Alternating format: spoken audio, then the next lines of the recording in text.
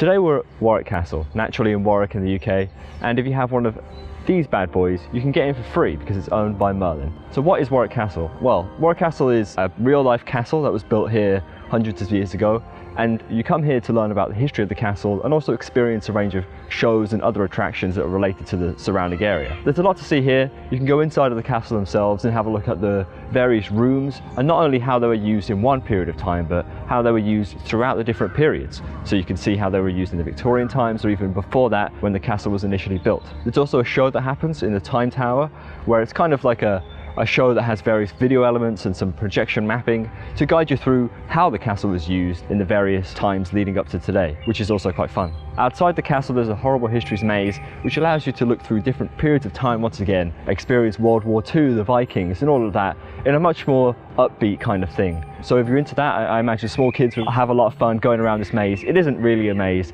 it isn't hard, you won't get lost or anything, but it's nice to just see these different time periods. For the adults and for the people who are much more into spooks, there's also the Warwick Dungeons, which is an upcharge attraction here. We haven't actually experienced the dungeons ourselves because Zoe is very afraid of the dungeons, but it'll be much like the other dungeons where each room is a scene, is a set, and you have actors who guide you through the rooms, and the actors will be based on some of the local history here at Warwick itself. So they're very fun, they're very enjoyable. The theming in the dungeons and attractions are fantastic, and so are the actors. So if you're into scary, it's not too scary, but scary stuff, then I would recommend checking out the dungeons, definitely. So one of the main reasons to come to Warwick Castle is for the shows, and there are various shows throughout the day. Today it isn't a busy day, so there's only 3 shows. There's the Bowman show, there's the Trebuchet, and there's Falconers Quest. So first of all, the Bowman show, some dude comes out with a longbow and he fires a few shots off, talks about longbow, talks about the history of the longbow, and it's fun to just see this guy literally pull up a bow in a second and shoot it. It's an amazing skill to have. Then there's the Trebuchet, which unfortunately for us is a bit broken right now, but normally what happens is the big Trebuchet fires I think it's a flaming ball of something over for everyone to see, and they talk about the Trebuchet, and for us we got to hear about the Trebuchet and hear about how Trebuchets are used, but unfortunately it wasn't working because there needs to be some repair done to it. But normally you'll see the Trebuchet, and that is also a fantastic sight to see this flaming ball hurtle a few hundred meters. It is fantastic.